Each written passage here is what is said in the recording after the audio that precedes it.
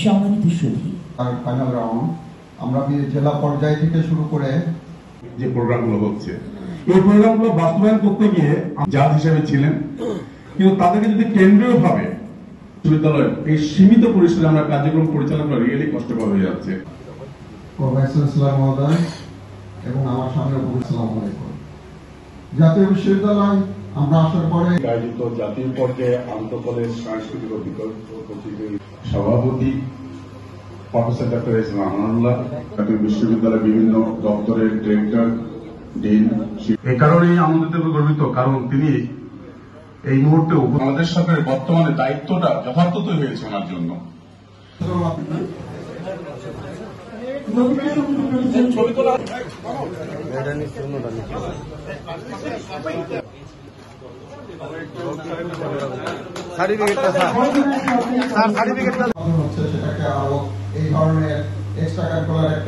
শুধু আজকের যে শুরু হয়েছে তা নয়, যত মেরিন একাডেমি, আপনার police science college, BKSP, answer academy এবং ক্যান্টনমেন্ট কলেজগুলোতে যে সমস্ত কলেজগুলো দেখতে পান সবই জাতীয় বিশ্ববিদ্যালয়ের অধীনে, এবং ল কলেজগুলা, বিএড কলেজগুলা সবই জাতীয় বিশ্ববিদ্যালয়ের অধীনে।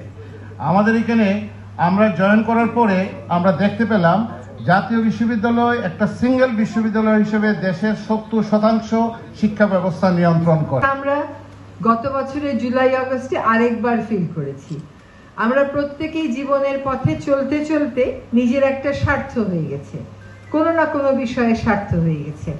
কিন্তু যখন আমরা জুলাই মাসে দেখলাম যে একটা ছেলের লাশ পড়ে আছে বা গুলিবিদ্ধ, আমার এই মুহূর্তে মনে পড়ছে না, এবং তার বন্ধু তার ওই দেহটা টানতে টানতে নিয়ে যাচ্ছে, এবং বন্ধুকে লক্ষ্য করেও গলি থেকে বের হয়ে গুলি ছোড়া হচ্ছে, তারপরেও প্রথম দফায় বন্ধু তার বন্ধুর শরীরটা ছাড়ছে না, দেহটা ছাড়ছে না, তারপরে আবার গুলি ছোড়া হলো, এক পর্যায়ে ছেলেটা চলে গেল। তখন আমার মনে হলো যে এইরকম নিঃস্বার্থভাবেই যখন মানুষ ভালোবাসে, এইরকম অকুতভয় চিত্তেই যখন মানুষ দাঁড়িয়ে যায়, তখনই আসলে পরিবর্তনটা আসতে পারে। এবং সেজন্য আপনারা যারা আজকের তরুণেরা আছেন, আজকে যারা আপনারা এই অনুষ্ঠানে অংশগ্রহণ করেছেন, তারা যদি ঐক্যবদ্ধ থাকেন, যখনই যে প্রশাসক হোক না কেন, সে রাষ্ট্রটাকে ওইভাবেই চালাবে এটা ভেবে যে প্রকৃতি বিধ্বংসী কোনো কর্মকাণ্ড করা যাবে না। আগে আমরা ঢাকা শহরে থাকতে পছন্দ করতাম, ঢাকা শহরে একটা ঠিকানা থাকলে নিজেকে একটা অন্যরকম বিচার করে, তার একটা বিচার দেওয়ার কিন্তু জায়গা আছে। আপনি ডিসি সাহেবের কাছে যেতে পারেন, আপনি ভিসি সাহেবের কাছে যেতে পারেন, আপনি আদালতে যেতে পারেন, কিন্তু মানুষ যখন নদীর বিরুদ্ধে অত্যাচার করে, মানুষ যখন গাছের হন্তারক হয়ে দাঁড়ায়, মানুষ যখন পাহাড় কেটে ফেলে, মানুষ যখন সোনাদিয়াতে বনের মধ্যে আগুন লাগিয়ে চিংড়ি চাষ করে, বনটা কোথায় যাবে? পাহাড়টা কোথায় যাবে?